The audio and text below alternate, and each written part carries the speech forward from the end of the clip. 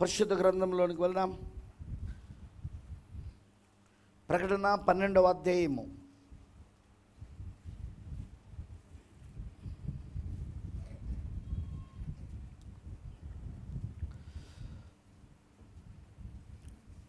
ఈ సూర్యుని ధరించుకున్న స్త్రీని గురించి మనం మాట్లాడుకుంటున్నాము. కొంచెం ముందుకెళ్దాం మనం ఈరోజు. ప్రకటన 12వ అధ్యాయం 1వ వచనం చదువుదాం. అప్పుడు పరలోకమందు గొప్ప సూచన కనబడెను. అదేదనగా సూర్యుని ధరించుకొనిన ఒక స్త్రీ, ఆమె పాదముల క్రింద చంద్రుడును, శిరస్సు మీద 12 నక్షత్రముల కిరీటమును ఉండెను. ఆమె గర్భిణి ప్రసవేదన పడుచు ఆ నొప్పులకు కేకలు వేయుచుండెను. అంతటా పరలోకమందు ఇంకొక సూచన కనబడెను. ఇదిగో ఎర్రని మహాఘట సర్పము, దానికి 7 తలలను 10 కొమ్ములను ఉండెను. దాని తలల మీద 7 కిరీటములు ఉండెను. దాని తోక ఆకాశ నక్షత్రంలో 3వ భాగం నీడ్చి వాటిని భూమి మీద పడవేసెను. కననయున్న ఆ స్త్రీ కనగానే ఆమె శిష్యును మృంగివేలనని ఆ ఘట సర్పము స్త్రీ ఎదుట నిలుచుండెను. సమస్త జనములను ఇంపదన్నముతో ఏలనైన ఒక మగ శిష్యును ఆమె కనగగా, ఆమె శిష్యు దేవుని యొద్దకును ఆయన సింహాసనం వద్దకును కొనిపోబడెను. ఆ స్త్రీ అరణ్యమునకు పారిపోయెను. అచ్చట వారు 1260 దినములు, అంటే 3.5 సంవత్సరాలు ఆమెను పోషింపవలనని దేవుడు ఆమెకు ఒక స్థలము సిద్ధపరచుంచెను. దేవుడి మాటలను దీవించును గాక. చిన్న ప్రార్థన. ప్రభువైన దేవా, సర్వశక్తిమంతుడానికి స్తోత్రములు తండ్రి. చదవబడిన ఈ వాక్యమును ప్రభువా నువ్వు మాకు విరిచి ఆత్మీయ ఆహారంగా మాకు ఇవ్వమని ప్రార్థిస్తున్నా. మేము బ్రతుకుచున్నదే ఈ వాక్యం ద్వారా. నరుడు బ్రతుకుచున్నది రొట్టె వల్ల మాత్రమే కాదు, కానీ రొట్టె మా శరీరానికి కావాలి. రొట్టె మా శరీరము జీవించడానికి, బ్రతకడానికి మాకు కావాలి. కానీ మా ప్రాణానికి కావాల్సింది వాక్యం ప్రభువా. వాక్యమే మాకు జీవాహారమై ఉన్నది. వాక్యమే మాకు జీవజలమై ఉన్నది. వాక్యమే మా ఆకలి దప్పికలు, ప్రాణానుకున్న ఆకలి దప్పికలు తీర్చేది ప్రభువా.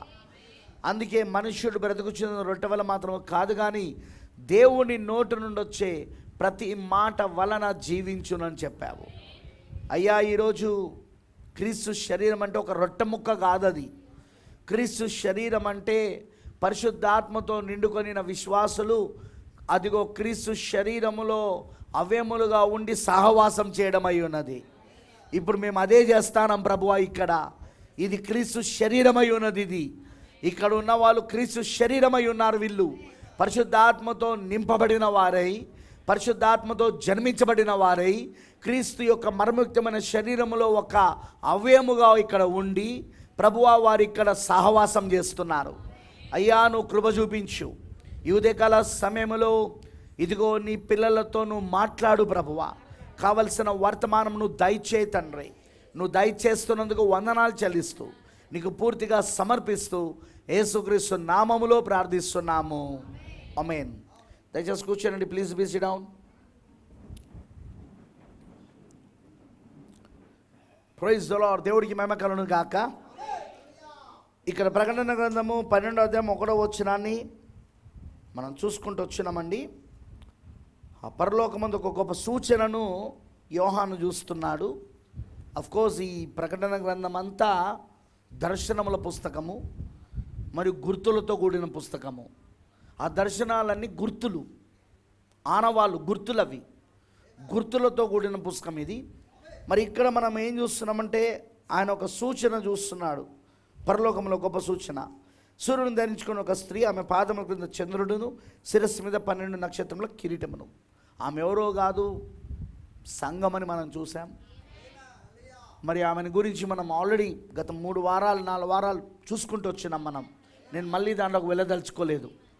మరి సూర్యుడు అంటే కృప, చంద్రుడు అంటే ధర్మశాస్త్రం, మరి సూర్యుడు చంద్రుడు అంటే భార్యాభర్తలు, కరెక్టేనా? సూర్యుడు అంటే యేసుక్రీస్తు, చంద్రుడు అంటే సంఘము. ఆ 12 నక్షత్రాలంటే అదిగో వాళ్ళే కొత్త నిబంధనలోని ఆది అపోస్తులు అయ్యున్నారు. ఈ సంఘం ఆది అపోస్తుల బోధలో, సహవాసంలో, రొట్టె విరుచుట్లో, ప్రార్థనలో ఎడతెగగా ఉంటుంది ఆమె. అపోస్తలుల 2వ అధ్యాయం 42వ వచనంలో చెప్పినట్టుగా ప్రార్థనలో ఆమె అపోస్తలుల బోధలోను, సహవాసంలోను, రొట్టె విరుచుటలోను, ప్రార్థనలోను ఎడతెగగుంటారు. అర్థమైందని చెప్పింది. ఇవన్నీ మనకు బైబిల్లో క్లియర్గా మనకు కనబడతా ఉన్నది. అర్థమైంది అందరికీ. నెక్స్ట్ వచనానికి వచ్చినప్పుడు ఆమె గర్భిణి ప్రసవ వేదన పరచు, ఆ నొప్పులకు కేకలు వేయుచున్నది. She was pregnant. ఈ స్త్రీ, ఈ సంఘము గర్భవతి అయి ఉన్నది. అర్థమైందా? ఇప్పుడు 3వ వచనానికి వచ్చినప్పుడు పరలోకమందు ఇంకొక సూచన కనబడని అంటున్నాడు. చూడండి, ఇప్పుడు 2 కనబడుతున్నాయి పరలోకంలా. బాగా వినండి ఇక్కడ నేను చెప్పేది. ఒకటి, సూర్యుని ధరించుకొని చంద్రునిపై నిలిచి ఉండి 12 నక్షత్రములను కిరీటముగా ధరించుకున్న స్త్రీ, పైగా ఆ స్త్రీ గర్భవతి అయి ఉన్నది ఆమె. ఓకేనా? ఇంకొక సూచన ఏంటిది? Type, anti type. క్రీస్తు, క్రీస్తు విరోధి. అర్థమవుతుందా? ఇప్పుడు ఇంకో సూచన ఏంటిది? ఇంకొక సూచన ఎర్రని మహాగడ సర్పము. దానికి 7 తలలను 10 కొమ్ములు ఉన్నది. దాని తలల మీద 7 కిరీటములు ఉన్నాయి. అంతేనా అండి? ఇప్పుడు ఇంకొక సూచన ఎందుకు దేవుడు చూపించాడంటే, ఈ స్త్రీకి ఆ ఘట సర్పానికి సంబంధం ఉంది. Something is happening between them. అర్థమైందా? ఈ స్త్రీకి, సంఘానికి మరి ఘట సర్పము, 7 తలలు 10 కొమ్ములు కలిగిన ఘట సర్పమునకు మధ్యలో సంథింగ్ హ్యాపెనింగ్, ఏదో జరుగుతుంది. అది మనకు 3వ వచనంలో కనబడుతున్నది. 4వ వచనంలో, ఆ 4వ వచనంలో ఏంటంటే దాని తోక, ఏది ఆ ఘట సర్పం యొక్క తోక ఆకాశ నక్షత్రంలో 3వ భాగం నిడిచి వాటిని భూమి మీద పడవేశాను. ఈ ఘట సర్పం, ఈ మహాఘట సర్పము, దీన్నే ఎర్రని ఘట సర్పము కూడా అంటారు. మహాఘట సర్పము, ఎర్రని ఘట సర్పము. అర్థమైందా నేను చెప్పింది? ఇప్పుడు ఈ మహాఘట సర్పము, ఎర్రని ఘట సర్పం ఏదైతే ఉందో ప్రియులారా, దాని యొక్క తలను 2000 సంవత్సరాల క్రితము యేసుక్రీస్తు శిలువలో చితకొట్టేశాడు. ఆదికాండ 3వ అధ్యాయం 15వ వచనంలో అక్కడ ప్రభు చెప్పిన ప్రవచనం ప్రకారముగా, దేవుడు చెప్పిన ప్రవచనం ఏంటిది? నీకును స్త్రీకిని, నీ సంతానమునకును స్త్రీ సంతానమునకు మధ్యలో నేను వైరం కలుగజేస్తా. ఇక్కడ స్త్రీ ప్రెగ్నెంట్తో ఉందా? ఇక్కడ స్త్రీ గర్భంతో ఉన్నదా? ఇప్పుడు ఆ స్త్రీ ఒక మగ శిశువుని కన్నదా? తర్వాత వచనంలో మనం వస్తే ఆ స్త్రీ, అదే 4వ వచనంలో, ఒక శిశువుని కన్నదా ఆమె, ఒక మగ శిశువుని. కరెక్టేనా? ఇప్పుడు ఆ మగ శిశువుని మింగా, ఎందుకంటే ఆదికాండ 3:15 ప్రకారముగా వీళ్ళిద్దరికి పడదు. ఆ స్త్రీ కననయున్న మగ శిశువుకి అదేవిధంగా ఘట సర్పానికి వైరం ఉన్నది. ఈ వైరం ఇప్పటిది కాదు. ఆదికాండములో ఏదోను తోటలో దేవుడు చెప్పిన ప్రవచనం ఇది. ఈ వైరం అక్కడి నుండే ఉన్నది. బ్రదర్ అంటాడు, ఆ స్త్రీ సంతానము అన్న వెంటనే అప్పటి నుండే ఆ మహాఘట సర్పం ఏం చేస్తుందట అంటే, అప్పటి నుండే ఏదోను తోట నుండే అది ఆ స్త్రీ సంతానం అనుడితోటే ఆ స్త్రీ సంతానాన్ని చంపాలని వాడు అప్పటి నుండే ప్రయత్నిస్తున్నాడు. ఇక్కడ కూడా చంపాలని ప్రయత్నిస్తున్నాడా లేదా? వింటున్నారు కదా? వాడు అనుకున్నాడట ఏబేల్ని చంపుడు ద్వారా సర్ప సంతానమైన కయోను, ఘట సర్పం యొక్క సంతానమైన కయోను, దుష్టుని సంబంధమైన కయోను ఏబేల్ని చంపినప్పుడు నేనిప్పుడు ఆయన చెప్పినట్టుగా స్త్రీ సంతానాన్ని చంపేశాను అనుకున్నాడు. ఏబేల్ని చంపినప్పుడు నేను స్త్రీ సంతానాన్ని, ఆదికాండం 3:15 చెప్పినట్టుగా, ప్రభు చెప్పినట్టుగా, దేవుడు చెప్పిన ప్రవచనం ప్రకారంగా, అదిగో ఆ స్త్రీ సంతానాన్ని నేను చంపేశాను అని వాడు అనుకున్నాడు. కానీ ప్రవక్త అంటాడు, ఏబేలు సాదృశ్యం మాత్రమే, ఏబేలు ముంగుర్తు మాత్రమే. రాబోతున్న స్త్రీ సంతానానికి ఏబేలు ముంగుర్తు మాత్రమే, సాదృశ్యం మాత్రమే. అర్థమైందా నీ అన్నది? అందుకే వాడు ఆ విధంగా ప్రవక్తలందరినీ చంపుకుంటూ వచ్చాడట వాడు. అర్థమైందా నీ అన్నది? యెషయాను చంపినప్పుడు వాడు అనుకున్నాడట, ఎంతమంది తెలుసు యెషయా హతసాక్షి అయ్యాడని? ప్రవక్తలు హతసాక్షులయ్యారని తెలుసుగా మీకు? వాళ్ళందరినీ చంపినప్పుడు వాడు అనుకున్నాడట, ఇదిగో నేను స్త్రీ సంతానాన్ని చంపేశాను నేను. ఆదికాండం 3:15లో చెప్పబడిన ప్రవచనం ప్రకారముగా ఆ స్త్రీ సంతానం నేను చంపేశాను అనుకున్నాడు. కానీ వాడు చంపిన వాళ్ళందరూ ముంగుర్తులు మాత్రమే. బ్రదబానం ఇది కూడా అంటాడు, నేను ఇది కూడా చెప్పాను ఇదివరకే, కానీ మళ్ళీ మీకు గుర్తు చేస్తున్నా. ఎందుకంటే మనకు మతిమరపు అనే మంచి వరం ఉంది కదా, మంచిగా మర్చిపోతాం కదా మనం. ప్రవక్త అంటాడు, ఎందుకు వాడు ఏబేలుని చంపాడు, ఎందుకు వాడు ప్రవక్తలను చంపాడు, ఎందుకు వాడు విశ్వాసాలను చంపాడు పాత నిబంధనలో? దానికి కారణం ఏంటిదంటే, ప్రియులారా బాగా వినండి నేను చెప్పేది. దానికి కారణం ఏంటిదంటే వారిలో క్రీస్తు జీవితం కనబడ్డది. ఆ స్త్రీ సంతానములో నుండి వస్తున్న క్రీస్తు జీవితము ముంగుర్తుగా వారిలో కనబడింది, ఛాయగా వారిలో కనబడింది.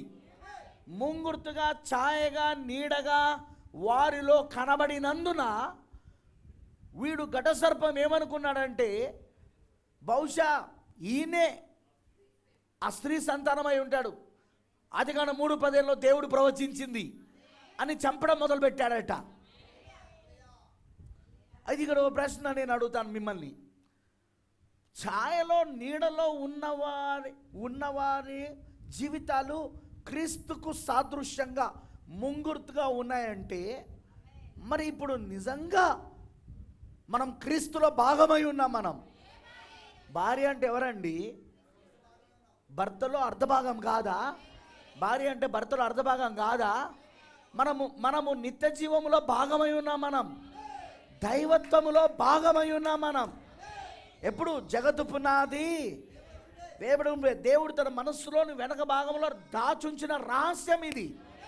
లూసిఫర్కి తెలియదు ఆ విషయం, మన గురించి లూసిఫర్కి తెలియదు. అమేనంటారా? ఈ వధువుని గురించి లూసిఫర్కి తెలియదు. ఎందుకంటే దేవుడు తన మనస్సులోని వెనక భాగంలో దాచుంచిన రహస్యం అది 7వ ముద్ర అయి ఉన్నది. అది that is the 7th seal అయి ఉన్నది. అది అర్థమైందని అన్నది. మరి ఇప్పుడు క్రీస్తులో అర్ధభాగమైన మనము, క్రీస్తులో నిత్య జీవంలో భాగమైన మనము, దైవత్వంలో భాగమైన మనము ఇంకా క్రీస్తు జీవితం ఎంత ప్రతిబింబించాలి మన లోపట? క్రీస్తు జీవితం ఎంత ప్రతిబింబించాలి? చూడండి, చంద్రుడు సూర్యుని ఒక కాంతిని ప్రతిబింబిస్తున్నాడు. ఎందుకు? సూర్యుడు లేని సమయంలో చంద్రుడు తక్కువ కాంతినైనా సూర్యుని కాంతినే ప్రతిబింబిస్తాడు అక్కడ. కరెక్టేనా? ఇప్పుడు నేను లోకమునకు వెలుగై ఉన్నానని యేసు చెప్పాడు. మళ్ళీ అక్కడే ఏమంటాడు? మీరును లోకానికి వెలుగై ఉన్నారు. ఇంకో విధంగా చెప్పాలంటే, నేను సూర్యుడిని, మీరు చంద్రుడు అయి ఉన్నారు. వీళ్ళిద్దరు భార్య భర్తలు అయి ఉన్నారు. వీళ్ళు సూర్యుడు ఏం చేస్తాడు? చంద్రుడు వెనకాల ఉండి చంద్రుని ద్వారా తన వెలుగును ప్రతిబింబజేస్తాడు ఆయన. అలానే ఈరోజు సంఘం వెనకాల ఉండి ఆయన తన యొక్క వెలుగును ప్రతిబింబజేస్తున్నాడు. ఇప్పుడు ఆయన సువార్త వెలుగును. అంటే ఈరోజు మనము ఎంత ప్రతిబింబించాలి క్రీస్తుని? మనం క్రీస్తు ప్రతిబింబముగా మనం కనబడాలి. ఇప్పుడు క్రీస్తు రూపముగా మనం కనబడాలి. వాక్య రూపము, వాక్య పోలిక, వాక్య రూపం, వాక్య పోలిక, అదే క్రీస్తు రూపం, క్రీస్తు పోలిక, క్రీస్తు ప్రతిబింబముగా మన మాటలలో కనబడాలి, మన చేష్టలలో కనబడాలి, మన వస్త్రధారణలో కనబడాలి. అంటే ప్రతిదీ వాక్యమై ఉండాలన్నమాట. ప్రతిదీ వాక్యమై ఉండాలి. ఈ రోజున చంద్రుడు ఎక్కడి నుండో రాలేదు, సూర్యుల్లో నుండే బయటకు వచ్చాడు. ఈవెన్ సైన్స్ కూడా దాన్నే ఒప్పుకుంటా ఉన్నది. ఆమేనంటారా? ఒక పరమాణువు విస్ఫోటం చెందినప్పుడు అదిగో సూర్యుడు ఏర్పడ్డాడు. సూర్యుల్లో నుండి మరొక పరిమాణం విస్ఫోటం చెందినప్పుడు అదిగో చంద్రుడు ఏర్పడ్డాడు. మీకు అర్థమవుతుందా? భూమి కూడా అక్కడి నుండే వచ్చింది. ఈ మొత్తము సౌర కుటుంబం అంతా ఆ విధంగానే మొత్తం ప్రపంచంలో ఉన్న ఈ యొక్క సమస్తమైన గ్యాలక్సీస్ పాలపుంతలని ఆ విధంగానే వచ్చినాయి. ఆమెనంటారా? బ్రదర్ అంటాడు అది బిగ్ బ్యాంగ్. ఈరోజు సైన్స్ దాన్ని బిగ్ బ్యాంగ్ అని పిలుస్తుంది. కానీ ప్రవక్త బిగ్ బ్యాంగ్ గురించి అప్పుడే చెప్పిండు ఆయన. 1950స్లోనే చెప్పిండు ఆయన. 1950లలోనే చెప్పేశాడు ఆయన. ఆమేన్, హల్లెలూయా. మరి మీరు గమనిస్తే ప్రియమైన పిల్లలారా, ఈరోజు క్రీస్తు జీవితము మనలో ఖచ్చితంగా ప్రతిబింబించాలా లేదా? మరి మనలో ప్రతిబింబిస్తే సాతానుడు ఏమైనా అక్కడ ఉట్టిగా కూర్చుంటాడా? వాడు మన ఎంబడబడకపోతే ఇంకెవడు ఎంబడబడతాడు చెప్పండి నాకు? వాడు శోధనలు మనకు తీసుకురాకపోతే ఇంకెవడు తీసుకొస్తాడు? శోధనలు, శ్రమలు, నిందలు, అవమానాలు, ఆర్థిక ఇబ్బందులు, కష్టాలు, రోగాలు, వ్యాధులు అన్నీ వాడు మనకేగా తీసుకొచ్చేది. ఎందుకు? వాడు బాధ ఏంటిది? మనలో క్రీస్తు ప్రతిబింబం ఉన్నది. మనము క్రీస్తు ప్రతిబింబముగా ఉన్నాం. మనం ఇక్కడ క్రీస్తు వెలుగును ప్రకాశింపజేస్తాన. మనము క్రీస్తు వెలుగును ప్రకాశింపజేస్తానం ఈ చీకటి లోకములా, ఈ పాపపు లోకములా. హల్లెలూయా. మనం ఇక్కడ హల్లెలూయా వాక్యమునకు సాక్షులుగా నిలబడ్డాం. సాక్ష్యం అంటే నోటితో చెప్పేది కాదు, జీవించేది. వాక్యానికి మనం సాక్షులమనుటకు మన జీవితం ద్వారా చూపిస్తానం. మనము మన మాటల ద్వారా, మన చేష్టల ద్వారా, మన క్రియల ద్వారా, మన వస్త్రధారణ ద్వారా, మన నిర్ణయాల ద్వారా, మనం ప్రవర్తించే ప్రవర్తన ద్వారా, ప్రతి దాని ద్వారా ఈరోజు మనం ఏం చేస్తున్నాం? మనం క్రీస్తును ప్రతిబింబిస్తున్నాం. మరి అట్లాంటప్పుడు వాడు మనల్ని వదిలిపెడతాడా?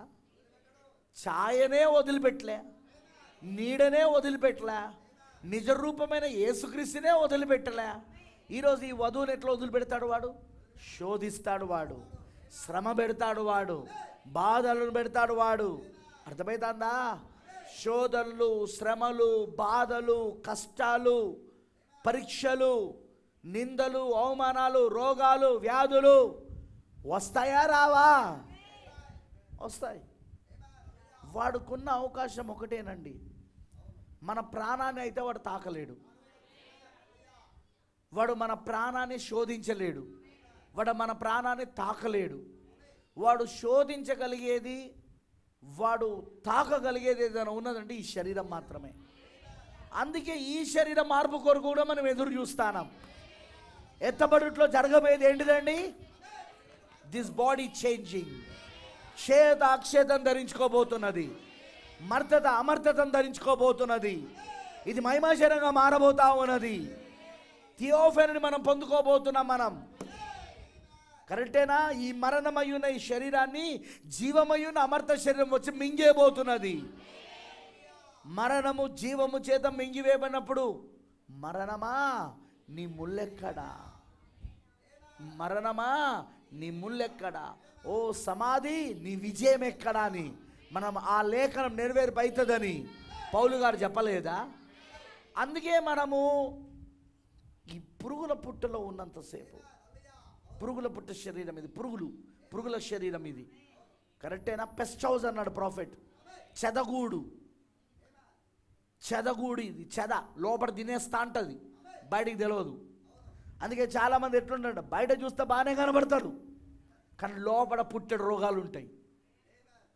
మనం ఎట్లా అపోహపడతామంటే, అయ్యి ఈయనకి ఏ రోగం లేదు, ఈయనకి ఏ వ్యాధి లేదు, పైన బాగున్నాడు, ఈయన చాలా బాగున్నాడు, ఈమె బాగుంది అనుకుంటాం, కానీ లోపల మాత్రం బీపీ, షుగరు, వింటున్నారా? కిడ్నీ ప్రాబ్లము, మోకాల నొప్పుల ప్రాబ్లము, లేకపోతే ఊపిరితిత్తుల ప్రాబ్లము, లేకపోతే టైఫాయిడ్, లేకపోతే దాని ఏమంటారు, నానా రకాల రోగాలు, నానా రకాల వ్యాధులు ఏం చేస్తూ ఉంటాయంటే ప్రియులారా, లోపల తినేస్తుంటే మనల్ని. తినేయట్లేదా? బీపీ తింటలేదా మిమ్మల్ని? బ్లడ్ ప్రెషర్ తింటలేదా? రక్తపోటు, షుగర్ తింటలేదా? కొన్ని సంవత్సరాలకు షుగర్ వలన నీ కిడ్నీలు ఫెయిల్ అవుతాయి, షుగర్ వలన నీ కళ్ళు చూపు మసకబారిపోతుంది, షుగర్ వలన ఏవేవో జరుగుతుంటాయి. అట్లా అది ఎందుకు? పైన చూడడానికి మనం బాగానే ఉన్నాం, కానీ లోపల ఏం జరుగుతుంది? ఇక్కడ తినేస్తా ఉన్నది. మందులు ఉపశమనమే ఇస్తుంది. మనం వాడే మందులు ఉపశమనం, తాత్కాలికంగా ఉపశమనం. ఓ విధంగా చెప్పాలంటే మరణాన్ని పోస్ట్పోన్ చేస్తానే. ఇప్పుడే చచ్చిపోయేదానికి ఓ సంవత్సరం తర్వాత చచ్చిపోతాం.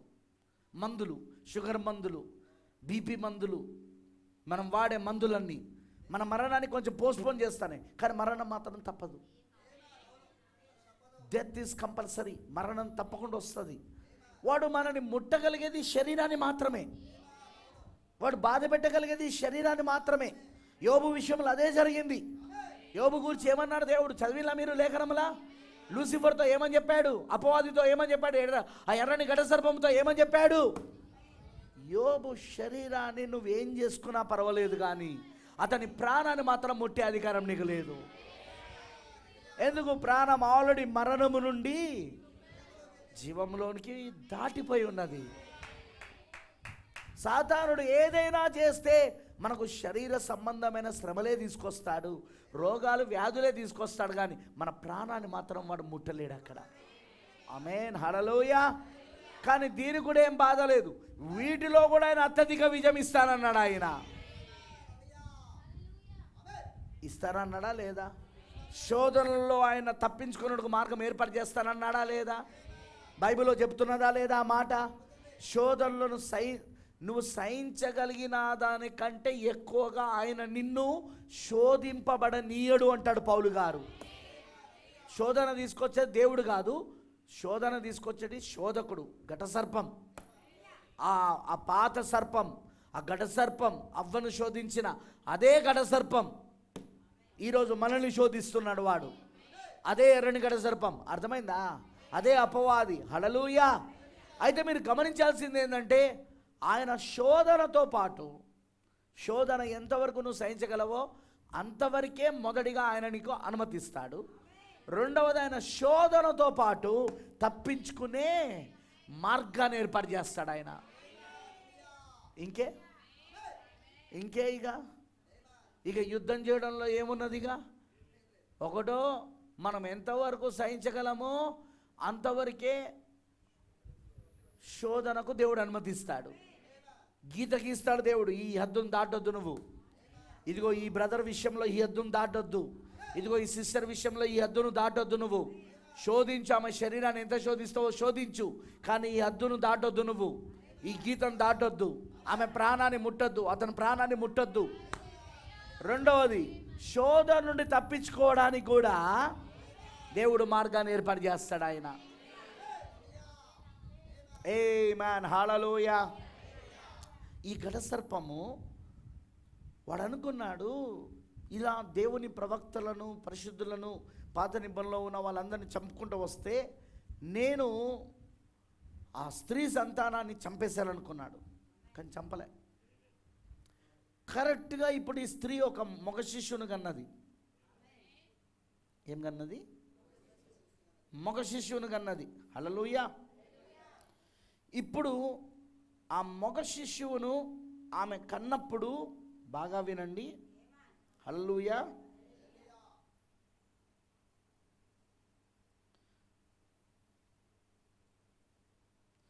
ఈ మగ శిష్యువును ఆమె కన్నప్పుడు ఆ మగ శిష్యువును మింగివేలనని,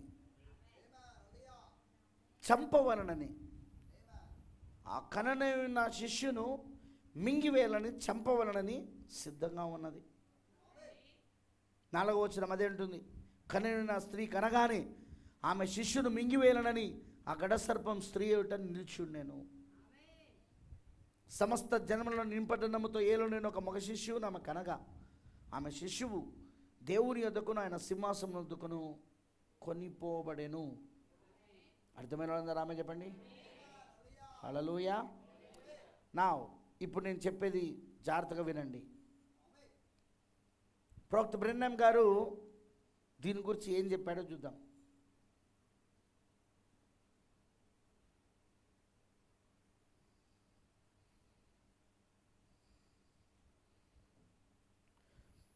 ప్రవక్త హెబ్రీయులకు మొదటి అధ్యాయము, ఆయన చెప్పిన మెసేజ్ హెబ్రీయులకు రాసిన పత్రికలోని మొదటి అధ్యాయం మీద 1957 ఆగస్టు 21న చెప్పాడు ఈ మెసేజ్. 1957 ఆగస్టు 08/21 చెప్పాడు. 11వ పారాగ్రాఫ్లో అంటున్నాడు, ఇప్పుడు ఆ స్త్రీ సంగమునకు సాదృశ్యంగా ఉన్నది. ఆమె జన్మనిచ్చిన శిశువు క్రీస్తు. ఆమె పాదముల క్రిందనున్న చంద్రుడు ధర్మశాస్త్రము, ఆమె తల మీదనున్న సూర్యుడు కృప. ఆమె కిరీటంలోని 12 నక్షత్రములు 12 మంది అపోస్తులు. ఆ 12 మంది అపోస్తులు నూతన నిబంధన, కొత్త నిబంధన యొక్క మహిమ లేక కిరీటమై ఉన్నారు. గమనించారా? వేయబడినది తప్ప మరొక పునాది ఎవడును వేయనేరడు. గమనించారా? పునాది క్రొత్త నిబంధన, అపోస్తుల బోధ, ఇది క్రొత్త నిబంధన ఒక పునాది కిరీటమై ఉన్నది. ఆమేనంటారా? ఇదంతా మనం ఆల్రెడీ ఒకసారి చదువుకుంటూ వచ్చినాం మనము. ఆమేన్. ఆ కననే ఉన్న ఆ స్త్రీ ఎవరు? సంఘము. మరియు ఆమె కన్న శిష్యు ఎవరంటే క్రీస్తు అన్నాడు ఇక్కడ. అన్నాడా లేదా? ఆమేన్. ఇప్పుడు ఇంకొక మెసేజ్. 10 మంది కన్యకలు మరియు 1,44,000 మంది యూదులు. మెసేజ్ పేరు 10 మంది కన్యకలు మరియు 1,44,000 మంది యూదులు. 1960 డిసెంబర్ నెల 11వ తారీఖు ఉదయం చెప్పాడు ఈ ప్రసంగం. 1960 డిసెంబర్ 11వ తారీఖున 12 నెల 11వ తారీఖు ఉదయం చెప్పాడు. ప్రవక్త బ్రెన్హామ్ గారు 31వ పారాగ్రాఫ్లో అంటున్నాడు, ఇక్కడ ఘటసర్పం గురించి మాట్లాడుతూ, రోమా ఘటసర్పంగా ఉన్నది. రోమా యేసుక్రీస్తు జన్మించినప్పుడు మొదటి రాకల్లో ప్రపంచాన్ని పరిపాలన చేస్తున్నది ఏంటి చెప్పండి? రోమ్ దేశమే. కరెక్టేనా? కానీ అప్పుడు అన్య రోముగా ఉన్నది. ఏ విధంగా ఉంది అప్పుడు? వినబడతలేదు నాకు. అప్పుడు అన్య రోముగా ఉండి ప్రపంచాన్ని పరిపాలన చేసింది. యేసుక్రీస్తు మొదటి రాకల్లో రోమే ప్రపంచాన్ని పరిపాలన చేస్తున్నది. ఆ ప్రపంచంలో భాగమై ఉన్న ఇజ్రాయెల్ కూడా పరిపాలిస్తున్నది ఎవరంటే రోమేనా? క్లౌడియస్ చక్రవర్తి ఆయన ఎవరు? రోమ్ చక్రవర్తి ఆయన. హేరోదు రాజు రోమ్. పొంతి పిలాతు మేయర్, యెరూషలేం పట్టణం మేయర్ రోమ్. ఇదంతా రోమేనా? వాళ్ళందరూ రోమాకు సంబంధించిన వాళ్ళు. ఇక్కడ రోమా ఘటసర్పం ఉన్నది. సంఘము ఎత్తబడి 3.5 సంవత్సరముల వివాహ విందులో మహిమలో ఉన్నది. తర్వాత ఘటసర్పం చూసారా? ఘటసర్పం ఎల్లప్పుడూ రోమై ఉన్నది, ఎర్రటి ఘటసర్పం. దాన్ని మీకు రుజుపరచుటకు ప్రకటన 12వ అధ్యాయంలో సమస్త జనములను ఇనుపదండముతో ఏలనై ఉన్న మగ శిష్యును కనై ఉన్న స్త్రీ ఎదుట ఆగ్రహముతో నిలబడి ఉండెను. అది ఆ సంతానం యొక్క శేషముతో యుద్ధం చేయుటకు తన నోటి నుండి జలములు వెలగొక్కెను. కానీ మొదట ఎర్రని ఘటసర్పం. మొదట అతడు ఆ స్త్రీ ఎదుట నిలబడి ఉన్నాడు. ఆ స్త్రీ ఆ శిష్యును కనిన వెంటనే ఆ శిష్యును మింగుడుకు చూచుచుండెను. ఇజ్రాయేలు సంఘం, ఇజ్రాయేలు స్త్రీ. అక్కడ స్త్రీ ఎవరంటే ఇజ్రాయేల్ సంఘం. ఆ బిడ్డను క్రీస్తును కనగానే మింగివేటకు ఆమె ఎదుట నిలబడి ఉన్నది ఎవరు? రోమా. ఆ ఎర్రని ఘటసర్పం అది ఎవరు? రోమా. 2 సంవత్సరముల వయసు కంటే తక్కువ ఉన్న మగపిల్లలను వధించాలని హేరోదు ఆజ్ఞాపించాడు. ఎందుకు? యేసును చంపాలని. ఆ స్త్రీ కనిన ఆ శిష్యుని, మగ శిష్యుని చంపాలని. ఇప్పుడు ఆ స్త్రీ ఎవరు? ఇజ్రాయేల్ సంఘం స్త్రీ. కరెక్టేనా? ఇప్పుడు ఆమె కన్నా ఆ ఇజ్రాయేల్ సంఘంలో నుండి వచ్చింది ఎవరు? యేసుక్రీస్తు. కరెక్టేనా? ఆ శిష్యువు. ఇప్పుడు ఆ శిష్యువును చంపాలని చూసింది ఎవరు? రోమా కాదా? హేరోదు రాజు రోమా కాదా? మీకు అర్థమైందని చెప్పింది. 2 సంవత్సరాల లోపల ఉన్న పిల్లలందరినీ. ఆ స్టోరీ మనం ఆల్రెడీ చూసినాం. 2 సంవత్సరాల లోపల ఎందుకు? జ్ఞానులు తూర్పు దిక్కున ఆయన నక్షత్రమును చూసి ఆయనను ఆరాధించడానికి యెరూషలేంకి వచ్చారు. వాళ్ళు నక్షత్రాన్ని వెంబడిస్తూ. యేసు పుట్టినప్పుడు 3 నక్షత్రాలు ఒకే వరుసలోనికి వచ్చినాయి. 3 నక్షత్రాలు ఒకే వరుసలోనికి. కరెక్టేనా? ఎప్పుడైతే అది ఆకాశంలో ఆ సూచన కనబడినదో, సంఖ్యాకాండములో బిలాము ప్రవక్త, అతను అబద్ధ ప్రవక్త అయినా యెహోవా ప్రవక్తనే. అతను చెప్పిన ప్రవచనాలు ఇప్పటికీ నెరవేర్పు జరుగుతున్నాయి. అతను అబద్ధ ప్రవక్త అయినా అంటే డబ్బు కోసము పడిపోయాడు. అతను బాలాకు రాజు ఇస్తానన్న, మోయాబుల రాజు బాలాకు రాజు ఇస్తానన్న ధనము కోసము తను పడిపోయాడు. పడిపోయి ఇజ్రాయేలును శపించాలని చూశాడు, శపించలేకపోయాడు. చివరికి బాలాకు రాజుకు ఒక ఉపాయము చెప్పి ఇజ్రాయేలులకు ఉరి ఒడ్డినట్లుగా ఈ బేరు కుమారుడైన బిలాము చేశాడు. అక్కడ బిలాము సిద్ధాంతం అది. దాన్నే మనం బిలాము సిద్ధాంతం అని పిలుస్తాం. అర్థమైంది అందరికీ? ఈ బేరు కుమారుడైన బిలాము ఇతని సిద్ధాంతము ద్వారా బాలాకు రాజును, అతను ఆ సిద్ధాంతం ఇజ్రాయెల్ మధ్యలోనికి తీసుకొచ్చి బాలాకు రాజు కోరినట్లుగా, మోయాబుల రాజు కోరినట్లుగా దేవుని శాపము, దేవుని ఉగ్రత ఇజ్రాయెల్ పైకి వచ్చుటకు కారకుడయ్యాడు. అందుకే ఇతను ఒక అబద్ధ ప్రవక్తగా మిగిలిపోయాడు చరిత్రలో. డబ్బు కొరకు పడిపోయిన ప్రవక్తగా, ధనము కోసం. కరెక్టేనా? ధనము, పేరు ప్రఖ్యాతుల కోసం పడిపోయాడు ఇతను. ఓకే, కానీ ఆయన చెప్పిన ప్రవచనాలు ఒరిజినల్. ఒకసారి చెప్తా నేను, అంచకాలం ముందు అభిషక్తులను వర్తమానం నేను చెప్పాలని మీకు. వాట్? ఒక అబద్ధ ప్రవక్త పైన అసలైన పరిశుద్ధాత్మ ఉంటాడా? ఉంటాడు. నిజం. వ్యక్తి అబద్ధ ప్రవక్త, కానీ అతనిపైకి వచ్చిన అభిషేకం ఒరిజినల్, అసలైన పరిశుద్ధాత్మ అభిషేకం. అతను చెప్తున్న ప్రవచనం కూడా ఒరిజినల్, అసలైన ప్రవచనం అది. మరి అది నెరవేర్పు జరుగుతుంది కూడా. అది వ్యక్తి అబద్ధ ప్రవక్త. బిలాము వ్యక్తి అబద్ధ ప్రవక్త, ధనం కోసం పడిపోయినవాడు, బాలాకు రాజిస్తానన్న బహుమానమును ఆశించిన వాడు, దేవునికి విరోధముగా వెళ్ళి దేవుని ప్రజలకు, దేవునికి విరోధంగా వెళ్ళి దేవుని ప్రజలను శపించాలని ప్రయత్నించిన వాడు. వ్యక్తి అబద్ధపు వ్యక్తి. కానీ అతనిపైన పనిచేసిన అభిషేకం, అతనిపైన పనిచేస్తున్న అభిషేకం అస్సలైన పరిశుద్ధాత్మ అభిషేకం. అబద్ధపు అభిషేకం కాదు. ఓయ్ ఓయ్ ఓయ్, అబద్ధపు అభిషేకం కాదు, అస్సలైన పరిశుద్ధాత్మ అభిషేకం. ఇది అంత్యకాలమందు అభిషక్తులనే వర్తమానములో చాలా క్లియర్గా ప్రవక్త చెప్పాడు. ఇది ఇక్కడ 2 ఉంటాయండి. అందుకే సాధ్యమైతే ఏర్పరచమని వారిని సైతము మోసగించగలడని, అందుకే మత్తయి సువార్త 24:24లో యేసు చెప్పాడు, ఈ అంత్య దినాలలో సాధ్యమైతే ఏర్పరచమని వారిని సైతం మోసగించడం వారు ప్రయత్నిస్తాడని. ఏంటిదో తెలుసా? నేను చెప్పే జాగ్రత్త వినండి. 1, వ్యక్తి అబద్ధం, కానీ అతని పైన పనిచేస్తున్న అభిషేకం మాత్రం నిజమైనది, పరిశుద్ధాత్మ అభిషేకం. అతను చెప్పే ప్రవచనం కూడా నిజం. మీకు నేను బైబిల్లో చూపిస్తా. అన్నా కయప్పలు ఉన్నారా? కయప్ప అప్పుడు ప్రధాన యాజకుడు కయప్ప ప్రవచించాడని ఉంది బైబిల్లో. యేసు మరణము పొందుకోవాలంటే కయప్ప ప్రవచించవలసి ఉన్నది. అక్కడ కయప్ప ప్రవచించాడనుంది. కానీ కయప్ప ఎవరు? సర్పసంతానం. కయప్ప ఎవరు? సర్పసంతానం. యేసుప్రభువు వాళ్ళని సర్పసంతానం అనలేదా?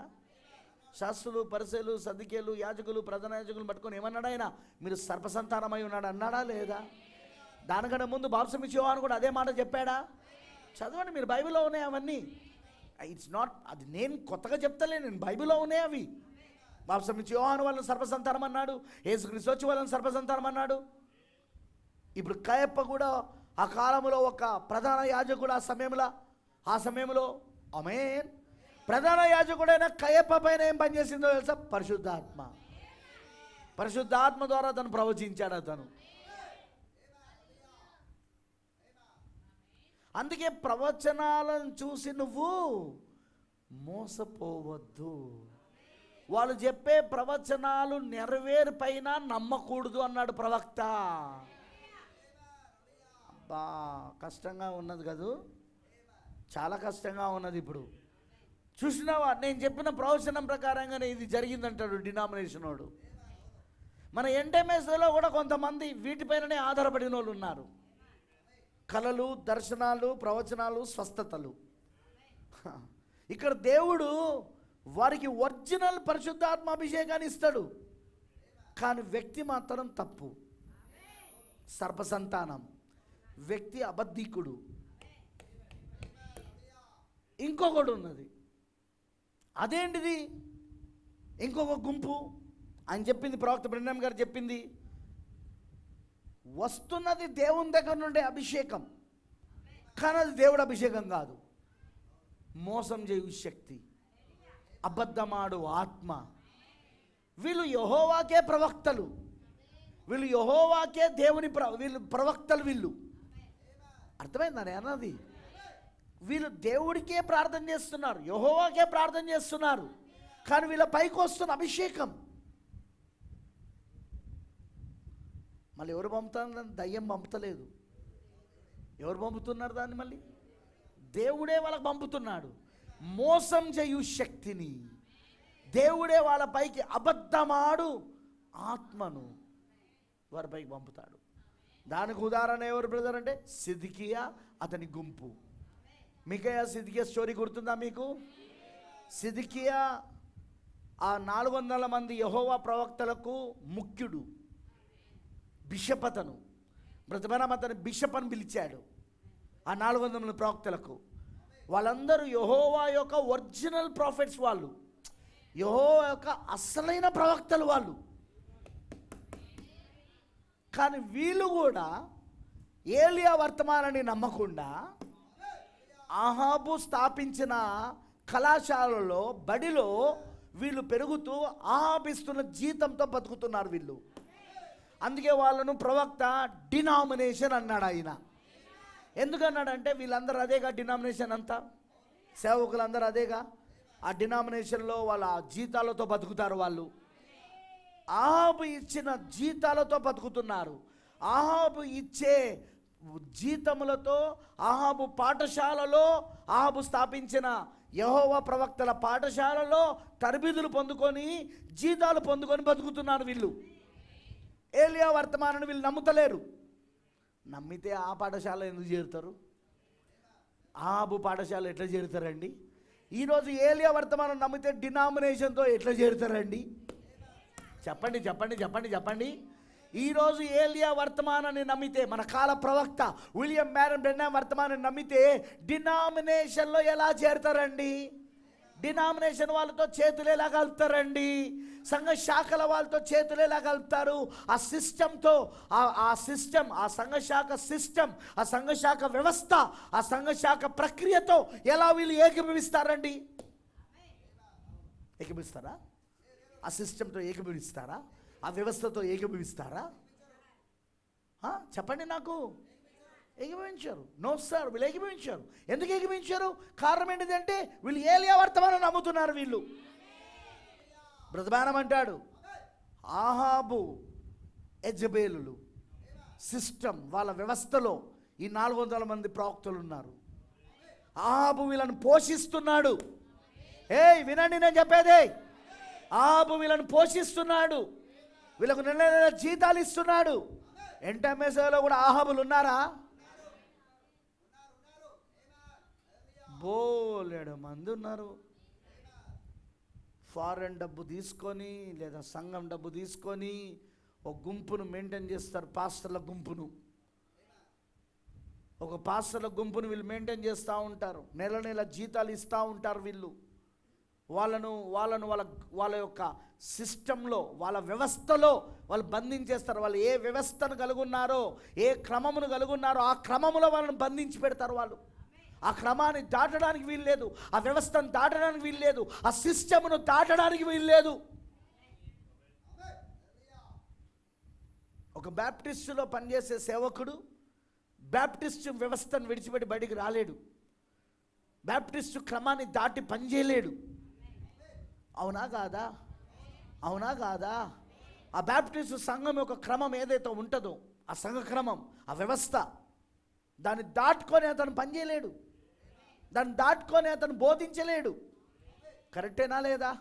ఎందుకు? అతను ఒక సిస్టమ్కి బందీ అయి ఉన్నాడు, ఒక సిస్టమ్కి అతను బానిస అయి ఉన్నాడు. ఇప్పుడు అతను ఒక సిస్టమ్కి, ఒక క్రమమునకు, ఒక సంఘ క్రమమునకు, లేదా ఒక వ్యవస్థకు అతను ఏమయ్యాడంటే అతను పూర్తిగా బందీ అయిపోయి ఉన్నాడు, అతను పూర్తిగా బానిస అయి ఉన్నాడు. ప్రవక్త అంట, denomination will make you slaves. సంఘ శాఖలు, సంస్థాగత సంఘాలు నిన్ను బానిసగా చేస్తాయి. ఆ వ్యవస్థ నిన్ను బానిసగా చేస్తుంది. యేసు సత్యము నిన్ను స్వతంత్రుడిగా చేస్తుంది. సత్యము మిమ్మల్ని స్వతంత్రులు చేయును.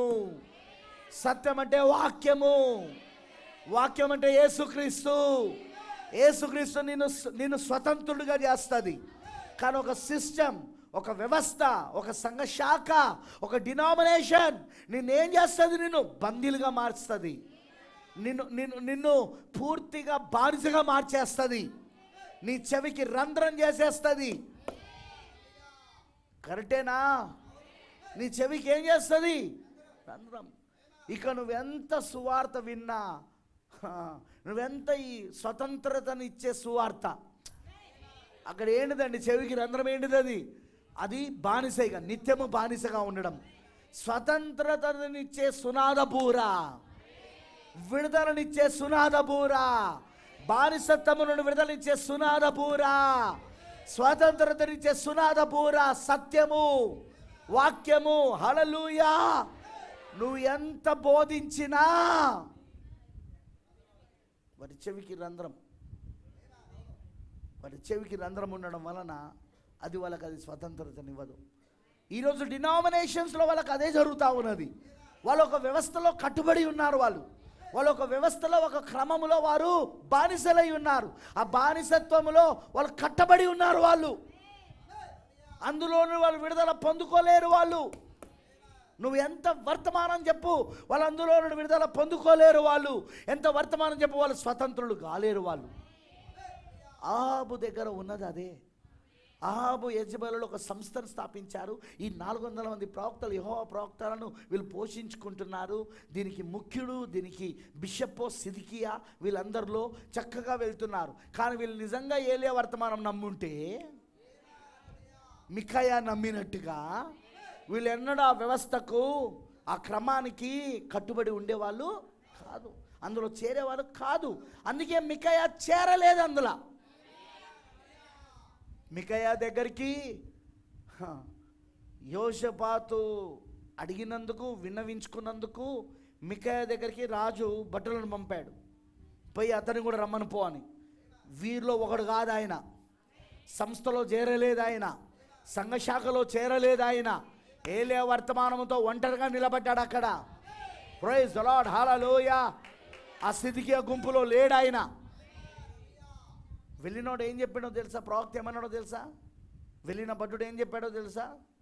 చూడు, అందరూ రాజుకు అనుకూలంగా ప్రవచిస్తున్నారు, నిన్ను కూడా ఆ విధంగానే ప్రవచించమని సిద్కియా బిషప్ చెప్పమన్నాడు. ఇంకా కార్డినల్ పోస్ట్ అట్లనే ఉన్నది, అది నీకు ఇస్తాడట. ఎస్, ప్రాఫిట్ చెప్పాడు ఆ మాట. నీకు ఇంకా ఆ సంస్థలో ఒక గొప్ప పోస్ట్, ఉన్నత పోస్ట్ ఇస్తాడట, నువ్వు గనక అనుకూలంగా ప్రవచిస్తే. అప్పుడు ఆయన ఏమన్నా తెలుసా? యెహోవా జీవము తోడు, ఆయన నాకేది చూపిస్తే అదే ప్రవచిస్తా పో. ఎందుకు? ఏలియా వర్తమానం నమ్మినవాడు ఇప్పుడు 7వ ముద్ర యొక్క దర్శనాన్ని పొందుకోబోతున్నాడు. 7వ ముద్ర తెరవబడుతున్నది ఇప్పుడు ఆయనకు. మిఖాయా 7వ ముద్ర తెరవబడుతున్నది ఇప్పుడు. 7వ ముద్ర దర్శనాన్ని పొందుకోబోతున్నాడు. ఏంటి? పరలోకము తెరవబడుట. ప్రకటన 10:1 ఏంటిది? పరలోకం తెరవబడినది. బలిష్ఠుల దూత పరలోకమును దిగి వచ్చాడు. యేసుక్రీస్తు బలిష్ఠుడైన దూత పరలోకమును కిందికి దిగి వచ్చాడు. అదేనా సెవెంత్ సీల్? అదేనా 7వ ముద్ర? ఇప్పుడు ఈయనేం చూశాడు? Same thing. పరలోకం తెరబడుట, యెహోవా సింహాసనమైన కూర్చుండుట, 7వ ముద్ర దర్శనం ఇది. మిఖాయా 7th సెవెంత్ సీల్ విజన్, దీని మీద నేను బోధించిన మికాయ యొక్క 7వ ముద్ర దర్శనం. ప్రైజ్ ది లార్డ్, హల్లెలూయా. ఇప్పుడు 7వ ముద్ర దర్శనం పట్టుకొని సమావేశానికి వెళ్ళాడు, మీటింగ్కి వెళ్ళాడు. సిద్కియా మీటింగ్కి వెళ్ళి ఏం చేశాడు? అక్కడ వాళ్ళతో చేతులు కలపలేదు, వాళ్ళ బోధలతో ఏకీభవించలేదు, వాళ్ళ బోధలతో ఇతను ఒకటి కాలేదు. యెహోవా జీవంతోడు నాకు దేవుడు ఏది చూపించాడు అదే చెప్తానన్నాడు. ఆయన దేవుడు ఆయనకు 7వ ముద్రను తెరిచాడు. అక్కడ దర్శనంలో మికాయాకు 7వ ముద్రను తెరిచాడు. అక్కడ అదే బోధించాడు.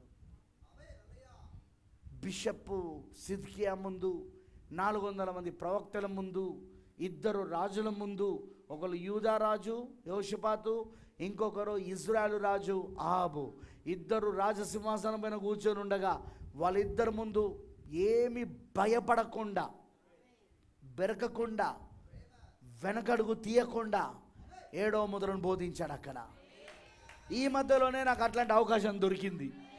ఒక వివాహంలా అదే చెప్పిన నేను అక్కడ. ఆమేన్, హల్లెలూయా. వాళ్ళు నమ్మితే నమ్మని, లేకపోతే లేదు. కానీ నా విషయానికి వచ్చినప్పుడు దేవుడు నా జీవితంలో మికాయా లాగా ఆ లేఖనాన్ని మనకు నెరవేర్పు చేశాడు ఆయన. ప్రైజ్ ది లార్డ్, హల్లెలూయా. అర్థమైందని చెప్పింది.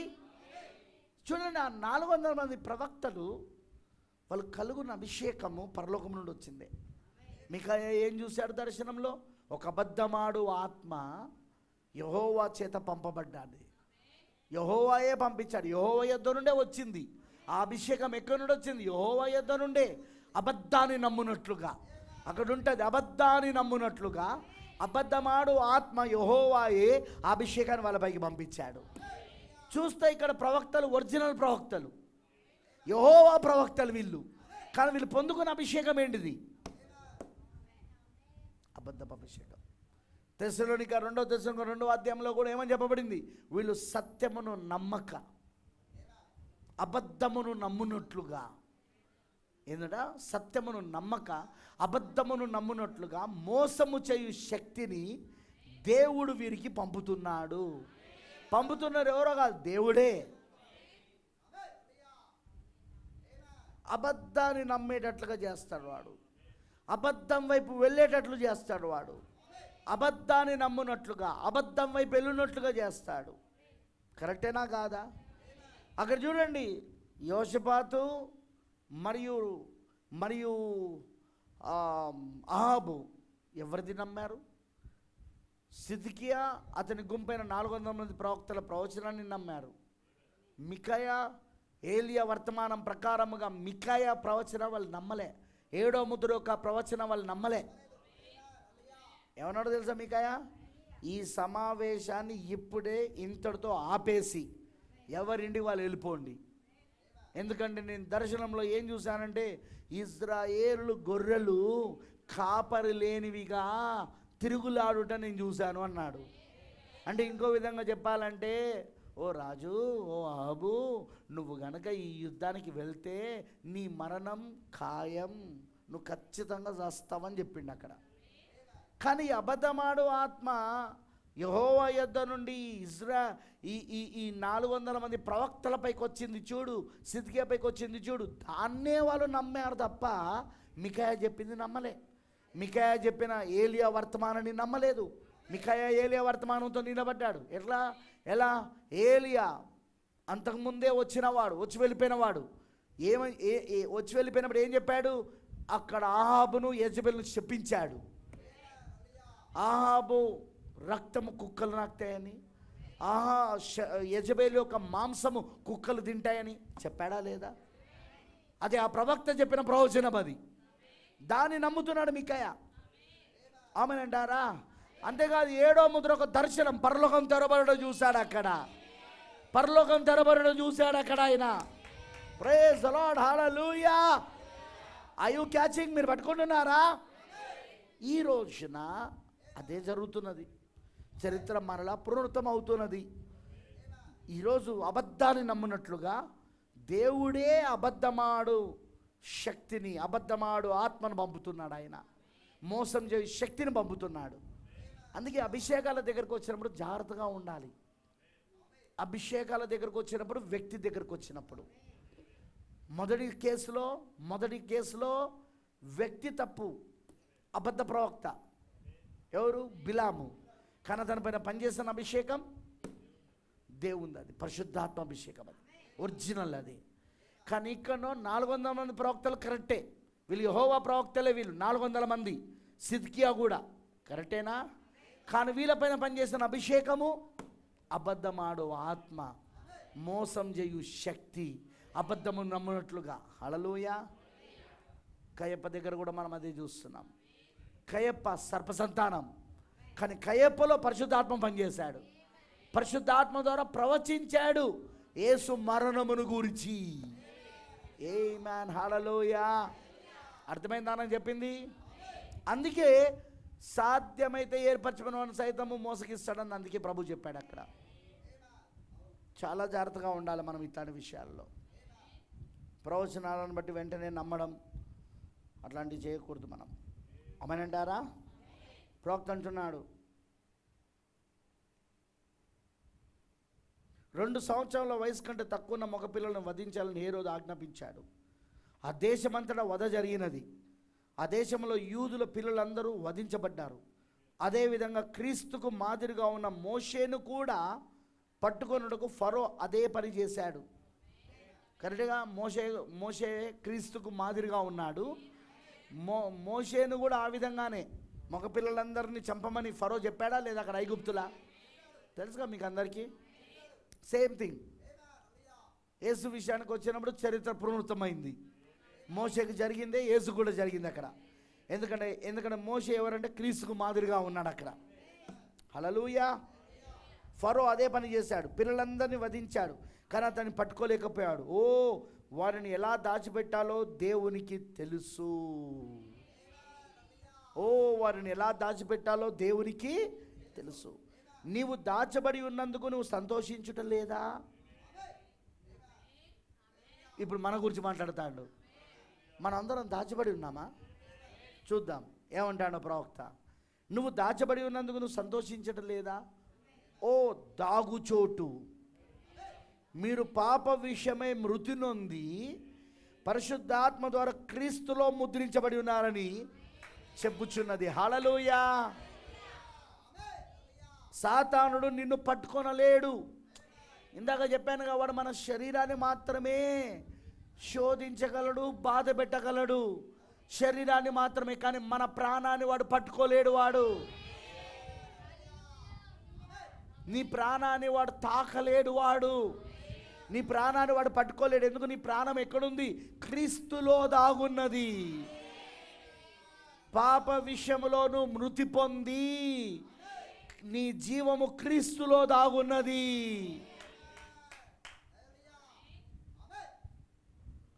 నువ్వు ఇప్పుడు క్రీస్తు యేసుతో పాటు పరలోకపు స్థలములో ఉన్నావు. అంటే ఇప్పుడు నువ్వు ఏమయ్యావు? లోకములో నుండి పరలోకమునకు ఎత్తబడ్డావు. నువ్వు లోకములో ఉన్నదేంటిది? శరీరాశ, నేత్రాశ, జీవబ్రహ్మం. ఈ లోకములో ఉన్న శరీరాశ, నేత్రాశ, జీవబ్రహ్మములో నుండి ఆయన నిన్ను ఎక్కడికి బ్రతికించాడు? ఎక్కడికి లేపాడు ఆయన? అదిగో పరలోకము స్థలములోనికి. అందుకే నువ్వు ఇప్పుడు పాప విషయంలో, లోక విషయంలో చచ్చిపోయి ఉన్నావు. క్రీస్తు విషయంలో మాత్రమే నువ్వు బతుకున్నావు ఇప్పుడు. అర్థమైందా నేను చెప్పింది? బ్రతుకుట క్రీస్తే, చావైతే లాభమే. ఇక నువ్వు జీవించేవాడను నేను కాదు, క్రీస్తు యేసే నాలో జీవిస్తున్నాడు. లోకములో ఉన్నవాని కంటే మీలో ఉన్నవాడు గొప్పవాడై ఉన్నాడు. మెసేజ్ మీలో ఉన్నవాడు. మెసేజ్ పేరండి అది. చదివారా మీరు? మీలో ఉన్నవాడు. ప్రతిదీ చెప్పాడండి ప్రవక్త. మర్మమంతా సమాప్తమైందంటే మామూలు విషయం కాదు. ఇక్కడ ప్రతిదీ చెప్పేశాడు ప్రవక్త. నువ్వు పాప విషయంలో ఇప్పుడు మృతుడివి. శరీరాశ, నేత్రాశ, జీవడమలు నీలో ఇప్పుడు చచ్చిపోయినాయి. ఇప్పుడు కేవలం నువ్వు బ్రతుకుతున్నది క్రీస్తు విషయంలో మాత్రమే. అందుకే ఇప్పుడు నువ్వు ఎక్కడున్నావు? పరలోకపు స్థలంలో ఉన్నావు.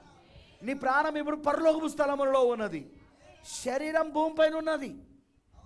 దిస్ బాడీ ఈజ్ ఆన్, ఈ భూమి పైన ఉన్నది, 3 డైమెన్షన్స్లో ఉన్నది శరీరం, వెలుగు, పదార్థము, కాలంలా. కానీ ప్రాణం 7వ పరిమాణంలో ఉన్నది, నిత్యత్వములో ఉన్నది. శరీరం కాలములో ఉన్నది, కానీ ప్రాణం నిత్యత్వములో ఉన్నది. నేను చెప్పే అర్థమవుతుందా? హల్లెలూయా. ఆయన అదే మన దాగు చోటై ఉన్నది.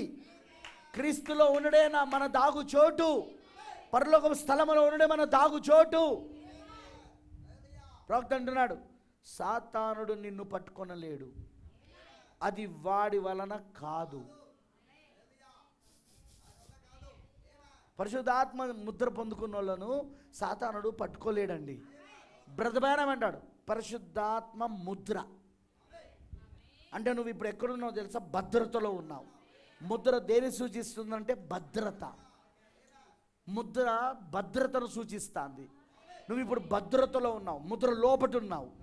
ముద్ర లోపలికి ఎట్లా వెళ్ళినావు? నువ్వు మారు మనసు పొంది పాపక్షమాపణ నిమిత్తం యేసుక్రీస్తు నామములో నీళ్ళలో బాప్సం పొందుకొని పరిశుద్ధ ఆత్మతో నువ్వు నింపబడ్డావు. అక్కడ క్రొత్త జన్మ ద్వారా నువ్వు ముద్రలోనికి వెళ్ళినావు. క్రొత్త జన్మ ద్వారా నువ్వు దేవుని ముద్రలోనికి వెళ్ళినావు. నువ్వు ఇప్పుడు కొత్త జన్మ ద్వారా దేవుని ముద్రలోకి వెళ్ళినా నిన్ను వాడు పట్టుకోవాలంటే, వాడు నిన్ను తాకాలంటే వాడు కూడా ముద్రలోనికి రావాలి. అంటే వాడు కూడా మారు మనసు పొందాలి. అపవాది వాడు కూడా యేసుక్రీస్తు నామములో పాపక్షమాపణ బాప్సం పొందుకోవాలి. వాడు కూడా పరిశుద్ధాత్మతో నింపబడాలి. వాడు అవ్వగలడా? వాడు పొందుకోగలడా? వాడు కొత్త జన్మ పొందుకోగలడా? నూతన జన్మ పొందుకోగలడా? సర్ప సంతానానికి నూతన జన్మ లేదు. ఘట సర్పం యొక్క సంతానానికి నూతన జన్మ లేదు. కొత్త జన్మ వాళ్ళకు జరగదు. సర్ప సంతానానికి విమోచన లేదు. సర్ప సంతానానికి విమోచన లేదు. విమోచన కేవలము దేవుని సంతానానికి మాత్రమే. అంటే జగతు పునాది వేయబడక మునుపు, లోక పునాదులు వేయబడుపు ఎవరైతే క్రీస్తులో ఏర్పరచబడ్డారో, క్రీస్తులో ఎన్నుకోబడ్డారో, ఆ దేవుని మనసులోని వెనక భాగంలో ఎవరైతే ఉన్నారో, ఎవరి పేర్లైతే ఆ గొర్రెపిల్ల జీవగ్రంథంలో రాయబడ్డదో వాళ్ళు మాత్రమే ఈరోజు కొత్త జన్మ పొందుకోగలరు. వాళ్ళకు మాత్రమే కొత్త జన్మ జరుగుతుంది. వాళ్ళకు మాత్రమే ఈ దాగు చోటై ఉన్నది. వాళ్ళు మాత్రమే ఈ ముద్ర లోపట ఉన్నారు. ఈ దేవుని ముద్ర లోపట, పరిశుద్ధాత్మ ముద్ర లోపట. ఆమేనంటారా? అందుకే వాళ్ళని తాకడం అపవాది వల్ల కాదు, అది వాడి వలన కాదు. చూసారా, మీరు క్రీస్తులో దాచబడి ఉన్నారు. మిమ్మల్ని మృతులుగా ఎంచుకొనకుడి. మీ జీవం క్రీస్తులో దాచబడి ఉన్నది. క్రీస్తు ద్వారా దేవుల్లో దాచబడి ఉన్నారు. క్రీస్తు ద్వారా దేవుల్లో దాచబడి ఉన్నారు. పరిశుద్ధాత్మ ద్వారా ముద్రించబడి ఉన్నారు. పరిశుద్ధాత్మ ద్వారా మీరు ముద్రించబడి ఉన్నారు. పట్టుకున్నారా? చెప్పింది. Praise the Lord. హల్లెలూయా. ఫ్రెండ్స్, ఈ రోజున మనం లేఖనంలో ఏం చూస్తున్నామంటే ఆ స్త్రీ ఎవరో కాదు, అప్పుడున్న ఇజ్రాయెల్ సంఘం. కననైన శిశువు క్రీస్తు. ఘట సర్పం, మహాఘట సర్పం రోమ్. ఈ మహాఘట సర్పం రోమ్ ఏం చేసింది? మింగివేయాలని చూసింది. యేసుక్రీస్తును చంపాలని చూసింది. కానీ దేవుడు ఒక దాగుచోటు పెట్టాడు యేసుక్రీస్తు. ఆ రోజు ఆ శిశువుకు ఒక దాగుచోటు. ఇక మోసే విషయానికైతే నేను ఎప్పుడు చెప్తుంటాను, అయితే మరీ దారుణం. దాగుచోటు ఎక్కడ పెట్టిండో తెలుసా దేవుడు మోసేకి? శత్రువు ఎవరి కోసం అయితే వెతుకుతున్నాడో ఆ శత్రువు ఇంట్లోనే దాచిపెట్టాడు. మోషే ఫరో ఇంట్లో ఫరో కుమార్తె కుమారుడుగా పెరుగుతా ఉన్నాడు. అసలు ఫరో వెతికిందే మోషే కోసం. మగపిల్లలందరినీ చంపమని ఎందుకన్నాడో తెలుసా? అదిగో వాళ్ళకు రక్షకుడు పుడతాడట, వాళ్ళకు రాజు పుడతాడట, అతని ద్వారా వీళ్ళకు బానిసత్వం నుండి విడుదల వస్తుందట. అందుకే ఇప్పుడు ఆ మగపిల్లలందరినీ చంపేస్తే అందులో ఆ రక్షకుడు కూడా చంపబడతాడు అనుకున్నాడు. నైలు నదిలో ఆ మగపిల్లలను విసిరేయడం మొదలుపెట్టారు సైనికులు. ఏ ఇంట్లో మగపిల్ల పుడితే ఆ ఇంట్లోకి సైనికులు వెళ్ళడము, మగపిల్లోడా ఆడపిల్లాన్ని చెక్ చేయడము, ఒక మగపిల్లోడైతే తీసుకొని వెళ్ళి అదిగో నైలు నదిలో వేయడం. నైలు నదిలో ఉన్న మొసళ్ళు ఆ ఇజ్రాయేల్ యొక్క మగపిల్లలను తిని తిని బలిసిపోయి ఉండేవన్నాడు ప్రవక్త. కానీ మోషే జన్మించినప్పుడు 3 నెలలు అమ్రాము యొకోబెదులు దాచిపెట్టారు. ఆమెనంటారా? ఇక వాళ్ళు దాచలేక ఏ నైలు నది మరణమునకు సాదృశ్యమో ఆ మరణములోనికే మోషేను వదిలిపెట్టారు, జమ్ము పెట్టెలో పెట్టి. ముసళ్ళన్నీ కూడా ఆ జమ్ము పెట్టెలో ఉన్న మోషేను తిందామని వచ్చినప్పుడు పరలోకపు సైన్యం అక్కడికి దిగి వచ్చింది. ఇదంతా ప్రవక్త మోషేను గురించిన బోధ అనే వర్తమానంలో చెప్తాడు. టీచింగ్ ఆన్ మోజస్ ఆ మెసేజ్లో చెప్తాడు. ఇదంతా పరలోకము నుండి దూతలు వచ్చారు అక్కడికి. దూసుకొనుచున్న ఖడ్గదార కలిగిన దూతలు ముసళ్ళకు ఆజ్ఞాపించారు, ఒక్క అడుగు ముందేసిన మీ తలలు నరికేస్తాం. సరిగ్గా ఇప్పుడు అదే సమయంలో ఫరో కుమార్తె తన భర్త చచ్చిపోయి పిల్లల కోసం దేవునికి ప్రార్థన చేస్తూ ఉన్నది. ఎందుకంటే వాళ్ళ యొక్క చట్ట ప్రకారముగా ఒక్కసారి భర్త చచ్చిపోతే వితంతు అవుతే మళ్ళీ పెళ్లి చేసుకోవడానికి వీలు లేదు.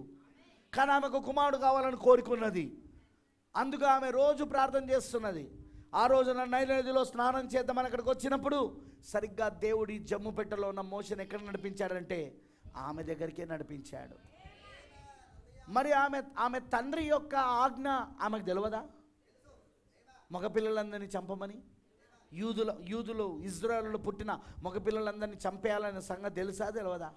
కానీ బైబిల్ అంటా ఉన్నది, ఆ జమ్ము పెట్టెను తన దగ్గర తెప్పించుకొని దాన్ని తెరిచి చూసినప్పుడు ఒక హెబ్రీ బాలుడు బోసి నవ్వులు నవ్వుతూ కనబడినప్పుడు దేవుడు ఆమె హృదయములో ప్రేరేపణ ఇచ్చాడు, ఇతన్ని తన కుమారుడిగా పెంచుకోవడానికి.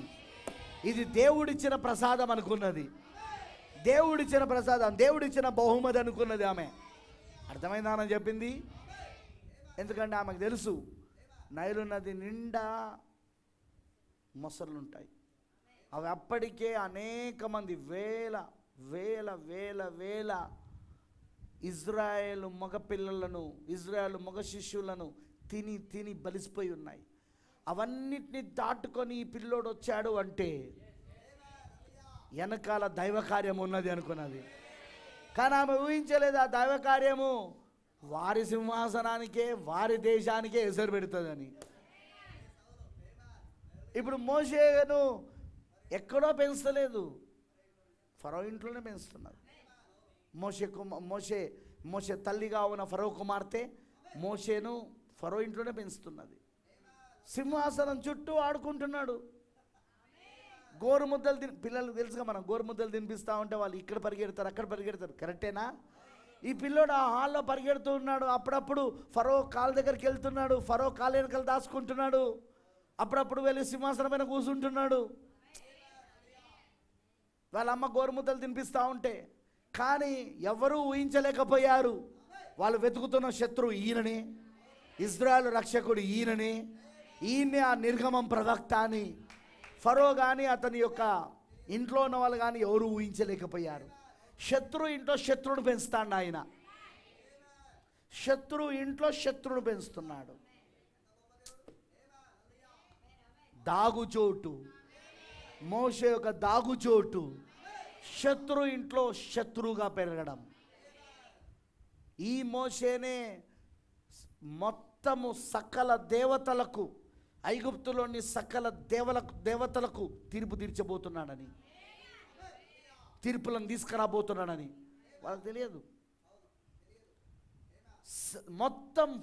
మొత్తం ఐగుప్తు దేశమును మొత్తము సర్వనాశనం చేయబోయేది ఈ మోషేనే అని, ఈ మోషేనే దేవుడు వాడుకోబోతున్నాడని, ఐగుప్తు పైకి తీర్పు తీసుకురావడానికి, ఆ దేశాన్ని మొత్తం, దాని పశువులను, దాని పంటలను, దాని నీళ్లను, బావులను, మరి ఇంట్లో తొలిచూలుగా పుట్టిన వాళ్ళను అందరినీ నాశనం చేసేది దేవుడు ఈ మోషే ద్వారా అన్న సంగతి వాళ్ళకి తెలియదు.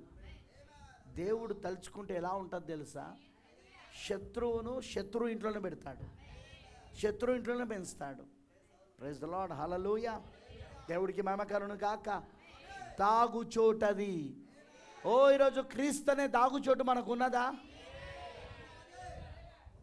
ఉన్నదా? పాత నిబంధనలో ఆశ్రయపురాలు ఉన్నాయి. దాని మీద ప్రవక్త బ్రెన్హామ్ గారు మెసేజ్ బోధించాడు, ఒత్తిడిని విడిచిపెట్టుట. ఆశ్రయపురాల గురించి ప్రవక్త బ్రెన్హామ్ గారు ఒత్తిడి విడిచిపెట్టిన వర్తమానంలో బోధించాడు. పాత నిబంధనలో ఆశ్రయపురములు ఉండేవి. ఆశ్రయపురములు ఎక్కడెక్కడ ఉండేవో బైబిల్లో రాయబడి ఉన్నది. అవెందుకు ఆశ్రయపురములను దేవుడు కట్టించాడో కూడా ఉంది బైబిల్లో. అద్భుతమైన వివరణ ప్రవక్తించాడు. ఇప్పుడు మనకు టైం లేదు కానీ అది మీరు ఇంటికి వెళ్ళాక చదువుకోండి మీరు ఆశ్రయపురముల గురించి. ఆమెనంటారా? ప్రవక్త అంటాడు, ఈరోజు మనకొక అత్యున్నతమైన ఆశ్రయపురం ఉన్నది. అదే క్రీస్తు అయి ఉన్నాడు. అదే ఈ వాక్యమై ఉన్నది. అదే ఈ పరిశుద్ధాత్మ అయి ఉన్నాడు. దిస్ హోలీ గోస్ట్, ఈ పరిశుద్ధాత్మ, ఈ వాక్యం, ఈ క్రీస్తే మనకు ఆశ్రయపురమై ఉన్నది. సంఘాలు కాదు సుమా, చర్చిలు కాదు సుమా, ఆశ్రయపురాలు సంఘాలు కాదు. నేను ఈ సంఘము నుండి ఆ సంఘానికి పోతా, ఈ సంఘము నుండి నేను ఆ సంఘానికి జంప్ చేస్తా, కప్ప దొరికినట్టు దొరుకుతా అంటే కాదండి. ఆశ్రయపురం ఎప్పుడు క్రీస్తే. ఒక విశ్వాసం ఎప్పుడు తన ఆశ్రయపురమును క్రీస్తుగా అంగీకరించాలా. క్రీస్తులో దాగుండాలి. అతని జీవము క్రీస్తులో దాగుండాలి. ఆమె జీవము క్రీస్తులో దాగుండాలి. మరి బైబిల్ అంటుంది, క్రీస్తు యేసు నందున్న వాడికి ఏ శిక్ష విధి లేదు. రోమిలకు రాసిన పత్రిక 8వ అధ్యాయం కూడా వచనం. దాన్ని తీసుకొని ప్రవక్త అంటాడు, ఆ రోజున ఎవరైనా అనుకోని రీతిగా మర్డర్ చేస్తే, కావాలని కాదు, ప్లాన్ చేసి కాదు, తప్పిదారిన ఎవరినైనా చంపితే వారి బంధువులు, ఎందుకంటే ధర్మశాస్త్రంలో ఏంటిది, కంటికి కన్ను పంటికి పన్ను. సో వాళ్ళ బంధువులు ఎవరైతే ఉంటారో ఆ ఇంటి వాళ్ళు చంపినోని చంపొచ్చు. మోషే ధర్మశాస్త్ర ప్రకారం చంపినా అది నేరం కాదు అక్కడ. కానీ ఇప్పుడు అతను కావాలని చంపలే, అనుకోకుండా చంపాడు, కావాలని చేయలే ఆ పని. ఇప్పుడు అతను తన ప్రాణాన్ని కాపాడుకోవాలంటే అతను ఆశ్రయపురానికి పరిగెత్తాల. ఒక్కసారి ఆశ్రయపురంలోనికి వెళ్ళాడనుకో, చేరాడనుకో, అక్కడికి ఇక శత్రువు లోపలికి రావడానికి వీల్లేదు. అతని కేసు కోర్టులో తేల్చేదాకా, అతని కేసు కోర్టులో తేల్చబడేదాకా అతను ఆశ్రయపురంలో ఉండొచ్చు. ఆశ్రయపురంలో ఉన్నంతసేపు సేఫ్, ఆశ్రయపురంలో ఉన్నంతసేపు క్షేమంగా ఉన్నాడు. ఇప్పుడు అతను దాగుచోటుగా ఉన్నది. ఇప్పుడు అతను ఎందుకంటే అతను కావాలని చేయలేదు, అతను ప్లాన్ చేసి చంపింది కాదు అక్కడ, కావాలని చంపింది కాదు అక్కడ, కక్షతో కోపముతో చంపింది కాదు అక్కడ, అనుకోని రీతిగా జరిగింది అది. అలా అనుకోని రీతిగా జరిగిన వాళ్ళ ప్రాణాలు పోకుండా ఉండడానికి ఆశ్రయపురాలు కట్టమని దేవుడు మోషే ద్వారా చెప్పాడు, యోషువ ద్వారా చెప్పాడు. వింటున్నారా? అందుకే యోషువ ఆశ్రయపురములు కట్టాడు అక్కడ. వీళ్ళెవరు అంటే ఎవరైనా వారికి న్యాయం దక్కేదాకా ప్రాణాలు కాపాడుకోవడానికి ఆ ఆశ్రయపురంలోకి వెళ్ళి దాక్కోవచ్చు వాళ్ళు. అక్కడ ఆశ్రయపురంలో ఉన్నంతసేపు శత్రువు వాళ్ళని తాకడానికి వీల్లేదు. ఈరోజు కూడా మనకు ఒక ఆశ్రయపురం ఉన్నదా? ఆశ్రయపురం చర్చ్ కాదండి, ఆశ్రయపురం డినామినేషన్ కాదండి, ఆశ్రయపురం సంఘ శాఖలు కావండి, ఆశ్రయపురం మనం వెళ్ళే సంఘం కాదండి. ఆశ్రయపురం క్రీస్తై ఉన్నాడు. ఆశ్రయపురం వాక్యమై ఉన్నది, ఆ కాల వర్తమానమై ఉన్నది, ఆ గడియ వాక్యమై ఉన్నది. అదే మన ఆశ్రయపురము.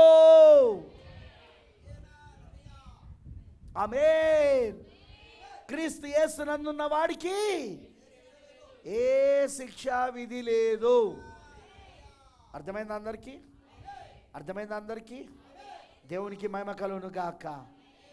అందుకే ఈ రోజున దేవుడు మనకేమి ఇచ్చాడంటే, ఈరోజు మనకు దేవుడు ఏమి ఇచ్చాడంటే ప్రియులారా, ఆయన కృప చేత, ఆయన దయ చేత ఆయన ఈరోజు మనకు ఆశ్రయపురాన్ని ఇచ్చాడు. ఆయన ఒక ముద్రని ఇచ్చాడు, పరిశుద్ధాత్మ ముద్రను. అందులో ఉన్న వాళ్ళను సాతానుడు తాకలేడు, ముట్టుకోలేడు. ఆ ముద్రలో ఉన్న వాళ్ళను సాతానుడు తాకలేడు. నువ్వు పరిశుద్ధాత్మ ముద్రను కలిగి ఉండడం చాలా చాలా చాలా చాలా చాలా ముఖ్యం. మరలా చెప్తున్నా, పరిశుద్ధాత్మ ముద్రను కలిగి ఉండడం చాలా చాలా చాలా చాలా ముఖ్యం.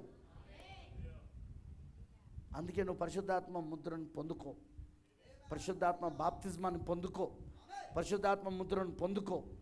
దేవుణ్ణి అడుగు. ముద్రించబడాలంటే ప్రవక్త ఏమని చెప్పాడు? ముద్ర, పరిశుద్ధాత్మ ముద్ర అనగా ఏమిటి అనే దాంట్లో ఏమని చెప్పాడు? ఆయన ఏమని చెప్పాడంటే ముద్రించబడాలంటే ఏది వదులుగా ఉండొద్దు. ఆయన రైల్ రోడ్ కంపెనీలో పనిచేసినప్పుడు, రైల్ రోడ్ ట్రైన్స్ సామాన్లన్నీ కూడా, మంచి సామాన్లన్నీ కూడా ఆ ట్రైన్ డబ్బాలో పెట్టినాక ఇన్స్పెక్టర్ వస్తాడు. అప్పుడు అతను ఏవైనా వదులుగా ఉన్నాయా, ఏమైనా తప్పుగా ఉన్నాయా, ఎందుకంటే జర్నీలో వెళ్తున్నప్పుడు ఆ సామాన్లకి ఏ నష్టం జరగకూడదు. అది ఇన్స్పెక్టర్ బాధ్యత. అది సామాన్లు నష్టం జరిగితే ఇన్స్పెక్టర్ని సస్పెండ్ చేస్తారు, ఇన్స్పెక్టర్ని బాధ్యతను చేస్తారు. అందుకే అతను ఏం చేస్తాడంటే మొత్తం చెక్ చేస్తాడు, జాగ్రత్తగా మొత్తం తనిఖీ చేస్తాడు, పరీక్షిస్తాడు. అన్నీ సరిగ్గా ఉన్నాయా, ఏదైనా కింద పడిపోతాయా, ఆ కుదుపులకు ఏమైనా పడిపోతాయా, ఏమైనా విరుగుతాయా అని, ఏదైనా వదులుగా ఉన్నాయా అన్నీ చూస్తాడు. ఒకవేళ వదులుగా ఉన్నాయని అనిపిస్తే మళ్ళీ తీపిస్తాడు, మళ్ళీ పెట్టిస్తాడు. తను ఇక అవి వదులుగా లేవు, దాని గమ్యం చేరేదాకా ఎన్ని కుదుపులకు లోనైనా, ట్రైన్ పోతాంటే కుదుపులకు లోనవుతుంది కదా, ఎన్ని కుదుపులకు లోనైనా లోపట సామాన్లు భద్రంగా ఉంటాయి, అవేం పగలవు, చెడిపోవు అని తను వదులుగా లేవవి అని సంతృప్తి పొందినప్పుడే అప్పుడు దానికి ఆయన ఏం చేస్తాడంటే ముద్ర వేస్తాడు. మరి ఆ ముద్ర ఏంటిదో తెలుసా? గమ్యం వరకు. ఇక మధ్యలో ఎవ్వరికి అధికారం లేదు ఆ ముద్రను తెరవడానికి, ఆ ముద్రను పగలగొట్టడానికి. గమ్యం వరకు. అందుకే పౌలు గారు ఏమంటాడు? మీరు దేవుని పరిశుద్ధాత్మను దుఃఖపరచకుడి. ఎందుకు? మీరు ఆయన యందు విమోచన దినం వరకు. మన గమ్యం ఏంటిది? విమోచన దినం. విమోచన దినం వరకు మీరు ముద్రించబడి ఉన్నారు. కానీ పరిశుద్ధాత్మ మనల్ని ముద్రించాలంటే, ఇన్స్పెక్టర్ మనల్ని ముద్రించాలంటే మనలో ఏ వదులు ఉండవద్దు. ప్రార్థన జీవితంలో వదులు ఉండవద్దు. వాక్యము చదువుట్లో, వర్తమానాలు చదువుట్లో, సహవాసానికి వచ్చుట్లో, ప్రతి దాంట్లో నీకు వదులు ఉండవద్దు. వదులు ఉంటే ఏం చేస్తాడు? మళ్ళీ సరి చేస్తా అంటాడు ఆయన, మరలా మొదలు పెడతాడు ఆయన. అలా ఇన్స్పెక్టర్ పరిశుద్ధాత్మకు, ఇన్స్పెక్టర్కి సంతృప్తి చెందేదాకా. వింటున్నారా అని అన్నది? అంటిల్ ఈ సాటిస్ఫైస్, సంతృప్తి చెందేదాకా నీ జీవితాన్ని సరిదిద్దుతూనే ఉంటాడు, నిన్ను సరి చేస్తూనే ఉంటాడు. ఒక రోజున ఏం జరుగుతుంది? హల్లెలూయా, ఆమేన్, హల్లెలూయా. ఏదైతే పరిశుద్ధాత్మ కోరుకున్నాడో ఆ వదులు లేని జీవితం నువ్వు కలుగున్నప్పుడు ముద్ర వేస్తాడు ఆయన. ఇక ముద్ర నీకు పడిందంటే గమ్యము వరకు. ఏంటిది? గమ్యము వరకు. ఏంటా గమ్యము? విమోచన దినము, నీ శరీర మార్పు. విమోచన దినం వరకు, నీ శరీర మార్పు వరకు నువ్వు ముద్రించబడి ఉన్నావు.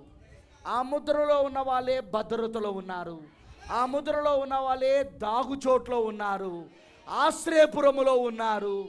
సాతానుడు తాకడానికి వీల్లేదు. మరి మధ్యాహ్నం ఉన్నావా? ఈ మధ్యాహ్నం ఉన్నావా? లెట్స్ ప్రే, ప్రార్థించుకుందాం. అడుగుదాం దేవుణ్ణి, ప్రభువా నాకు ఆ దాగుచోట్లో నేను ఉండాలి, ఆ పరిశుద్ధాత్మలో నేను ఉండాలి, ఆ పరిశుద్ధాత్మలో నేను ముద్రించబడాలి, క్రీస్తు యేసులో నేను ఉండాలి, ఆశ్రయపురంలో నేను ఉండాలి, ఆశ్రయపురములో క్రీస్తు యేసులో నేను ఉండాలి, ఆ పరిశుద్ధాత్మలో నేను ఉండాలి.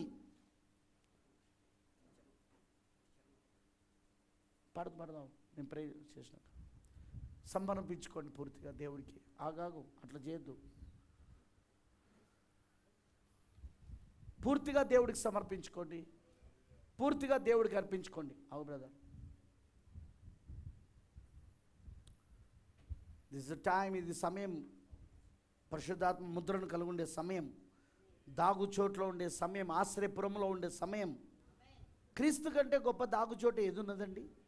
ఈ ప్రపంచంలో దేనిని తప్పించుకోలేవు, దేనిని కూడా. ఎక్కడ నీకు దాగుచోటు లేదు, ఎక్కడ నీకు భద్రత లేదు. ఈ ప్రపంచంలో ఏ దేశంలో లేదు భద్రత, ఒక క్రీస్తులో మాత్రమే ఉన్నది. సోదరుడా, క్రీస్తులోనికి రా. సోదరి, క్రీస్తులోనికి రా. క్రీస్తులోనికి ఎలా రాగలవు? ఒక సంఘానికి వెళ్తాను, క్రీస్తులోనికి రావు. కొత్త జన్మ పొందుకోవాలా నీవు? పరిశుద్ధాత్మ బాప్తిస్మాన్ని పొందుకోవాలా నీవు? పరిశుద్ధాత్మ బాప్తిస్మాన్ని, కొత్త జన్మ పొందుకోవాలా నీవు? ఎందుకంటే పౌలు గారు చెప్పాడు, క్రీస్తు యొక్క మర్మయుక్తమైన శరీరమైన సంఘంలోనికి నువ్వు ఎలా ప్రవేశించగలవంటే ఒకే ఆత్మ బాప్తిస్మం ద్వారా అన్నాడు. ఒకే పరిశుద్ధాత్మ బాప్తిస్మం ద్వారా క్రీస్తు శరీరంలోనికి నువ్వు ప్రవేశించగలుగుతావు. క్రీస్తు శరీరమే నీకు దాగుచోటు, నీకు భద్రత కలిగిన స్థలము. క్రీస్తు శరీరమే నీకు ఆశ్రయపురము. క్రీస్తు శరీరమే నీకు ముద్ర, నీకు దేవుని ముద్ర. ఆ దేవుని ముద్రలో, ఆ క్రీస్తు శరీరంలో ఉంటే ఇక నువ్వు భద్రతలో ఉన్నట్టే. సాతాను నిన్ను తాకలేడిగా. నువ్వు గమ్యము చేరేదాకా, విమోచన దినం వరకు నువ్వు ముద్రించబడి ఉన్నావు సోదరుడా. విమోచన దినం, నీ శరీర మార్పు, ఇంకా సంపూర్ణ విమోచన జరగలేదు. శరీర మార్పుతో సంపూర్ణ విమోచన జరుగుతుంది. ఇప్పుడు నీ ప్రాణం మాత్రమే విమోచించబడింది, ఇప్పుడు నీ ప్రాణాత్మలు మాత్రమే విమోచించబడ్డాయి, కానీ శరీరము విమోచించబడలేదు. ఇంకా అసంపూర్ణమైన విమోచన వరకు నువ్వు ముద్రించబడి ఉన్నావు ఈ రోజున. అంటే దేవుని ముద్ర పొందుకున్న వాళ్ళు, పరిశుద్ధాత్మ ముద్ర పొందుకున్న వాళ్ళు ఖచ్చితంగా సంపూర్ణ విమోచనలోనికి వెళ్తారు. వాళ్ళు సంపూర్ణమైన విమోచన పొందుకుంటారు. శరీరం కూడా వాళ్ళు మార్పు పొందుతారు. వాళ్ళు శరీరంలో కూడా మరణమును దాటి జీవంలోనికి ప్రవేశిస్తారు. అప్పుడు వాళ్ళకి సంపూర్ణ విమోచన జరిగింది. అప్పటి వరకు నువ్వు ముద్రించబడుతున్నావు. లెట్స్ ప్రే, ప్రార్థించుకుందాం. ప్రభువా, నీ పరిశుద్ధాత్మ ముద్ర నాకు ఇవ్వు అని చెప్పి ప్రార్థించుకుందాం. ప్రభు అయిన దేవా, సర్వశక్తిమంతుడా, కృపామయుడైన తండ్రి, కృపా సత్య సంపూర్ణుడా, నీకు వందనాలు. నిజంగా ఈ యొక్క ఉదయకాల సమయంలో మాతో నువ్వు మాట్లాడినందుకు వందనాలయ్యా. ప్రభువా, ఆ రోజు మోషేను శత్రువుల చేతి నుండి కాపాడుటకు ఒక దాగు చోటును మోషేకు పెట్టావు. ఆ రోజు ప్రభువా, కననై ఉన్న ఆ స్త్రీ మగ శిష్యుడు కనగానే ఆ ఎర్రటి సర్పము, ఘట సర్పము మింగివేలను చూడగా నువ్వు ఆ శిష్యుని, ఆ మగ శిష్యుని కాపాడావు ప్రభువా. అదెవరో కాదు, క్రీస్తు అని మాకు అర్థమైంది. యేసుక్రీస్తు అయి ఉన్నాడని స్పష్టంగా ప్రవక్త చెప్తున్నాడు. ఒక దాగుచోటు పెట్టావు ఆయనకు. అక్కడ దేవుడు తన పిల్లలకు ఎలా రక్షించాలో, వాళ్ళకి ఎలాంటి దాగుచోటు ఇవ్వాలో ఆయనకు తెలుసు అన్నాడు. నేడు కూడా నువ్వు మాకు ఒక దాగుచోటు ఇచ్చావయ్యా. నేడు కూడా నువ్వు మాకు ఒక ఆశ్రయపురం ఇచ్చావయ్యా. నేడు కూడా నువ్వు మాకు ఒక భద్రతా స్థలం ఇచ్చావయ్యా. శత్రువు తాకలేని, శత్రువు ముట్టుకోలేని, శత్రువు ప్రవేశించలేని ఒక భద్రతా స్థలము, ఒక దాగు చోటు, ఒక ఆశ్రయపురము. అదేంటో కాదు నీ పరిశుద్ధాత్మ ముద్ర, అదేంటో కాదు నీ వాక్యమై ఉన్నది. క్రీస్తై ఉన్నాడు, ఈ కాల వాక్యమై ఉన్నాడు. అదే మా యొక్క దాగు చోటై ఉన్నది ప్రభువా. ఆ దాగు చోట్ల మమ్మల్ని ఉంచుము. ఆ పరిశుద్ధాత్మ ముద్రతో మమ్మల్ని నింపుము. ఇక్కడ ప్రతి ఒక్కరు పరిశుద్ధాత్మ ముద్రను పొందుదురు కాక. ఈ వర్తమానం ఎంతమంది అయితే వింటారో వాళ్ళందరూ పరిశుద్ధాత్మ ముద్రను పొందుకుందురు కాక. ఖచ్చితంగా పరిశుద్ధాత్మ ముద్రను దయచే దేవా, నీకు పూర్తిగా మేము సమర్పించుకుంటున్నాము. నువ్వు దీవించింది ఆస్వాదించమని నీకు సమర్పిస్తూ యేసుక్రీస్తు నామములో ప్రార్థిస్తున్నాము. ఆమేన్. అలానే ఉండగా మనము చిన్న ఆరాధన చేసుకుందాం. ఒక చిన్న ఆరాధన. Thank you lord. ముద్రించావు నీ ఆత్మ చేత విమోచన దినము వరకు. ముద్రించావు నీ ఆత్మ చేత విమోచన దినము వరకు. యేసయ్యా, యేసయ్యా,